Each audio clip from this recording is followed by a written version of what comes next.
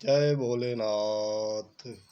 आज मैं आपके सामने लाया हूँ केदारनाथ धाम से जुड़ी कुछ रोचक जानकारियाँ। केदारनाथ धाम में हर वर्ष लाखों की संख्या में श्रद्धालु आते हैं। धर्म धाम के कपाट हर वर्ष अप्रैल या मई में खोले जाते हैं और भैया दूज या शीतकाल के लिए बंद कर दिए जाते हैं। मंदिर के इतिहास से जुड़ी कुछ कहानियाँ भी प्रचलित हैं। द्वादश ज्योतिर्लिंगों में से एक केदारनाथ धाम में भगवान शिव लिंग रूप में विराजमान है। कहा जाता है कि भगवान शिव द्वारा धारण किए गए भैंसे के रूप के पिछले भाग की पूजा की जाती है। वहीं केदारनाथ मंदिर के इतिहास से जुड़ी अन्य कहानियां भी प्रचलित हैं।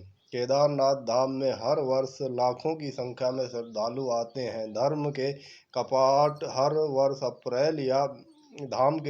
हर वर्ष अप्रैल या मई में खोले जाते हैं और भैया दूज पर शीतकाल के लिए बंद कर दिए जाते हैं। शीतकाल में बाबा केदार की चल विग्रह उत्सव डोली से ऊखीमठ स्थित ओमकारेश्वर मंदिर लाया जाता है। 6 माह के लिए बाबा यहीं विराजमान रहते हैं। केदारनाथ धाम का उल्लेख स्कंद पुराण के केदार खंड में मिलता है। कहा जाता है कि मंदिर का निर्माण कस्तूरी शैली से हुआ है। पांडवों के वंशज जन्मेजय ने इस मंदिर की स्थापना की थी। बाद में आदि शंकराचार्य द्वारा इसका जीर्णोद्धार कराया गया था।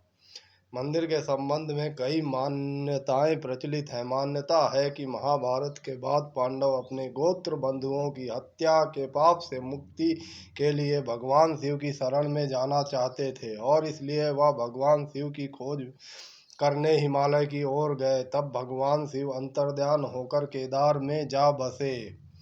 पांडव भी उनके पीछे केदार पर्वत पहुंचे। तब भगवान शिव ने पांडवों को आता देख भैंसे का रूप धारण कर लिया और पशुओं के बीच चले गए। भगवान शिव के दर्शन पाने के लिए पांडवों ने एक योजना बनाई और भीम ने विशाल रूप धारण कर अपने दोनों पैर केदार पर्वत के दोनों ओर फैला दिए।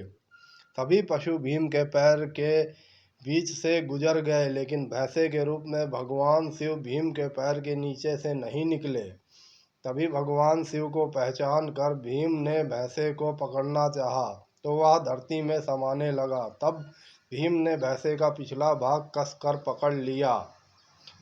भगवान शिव पांडवों की भक्ति से प्रसन्न हुए और उन्हें दर्शन देकर पाप से मुक्त कर दिया। कहा जाता है कि तभी भगवान शिव की यह भैंसे की पीठ की आकृति के रूप में पूजा जाते हैं। मान्यता है कि इस भैंसे का मुख नेपाल में निकला, जहां भगवान शिव की पूजा पशुपतिनाथ के रूप में की जाती है।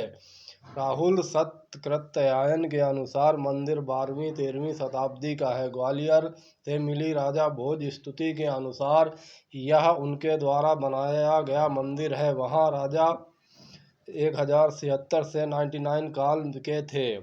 नर और नारायण ऋषि ने की थी तपस्या। यह भी कहा जाता है कि हिमालय के केदार पर्वत पर भगवान विष्णु के अवतार तपस्वी नर और नारायण ऋषि ने तपस्या की थी। उनकी आराधना से प्रसन्न होकर भगवान शिव प्रकट हुए, जिसके बाद नर और नारायण ऋषि ने भगवान शिव से ज्योतिर्लिंग के रूप में सदा वास करने का वर प्राप्त किया।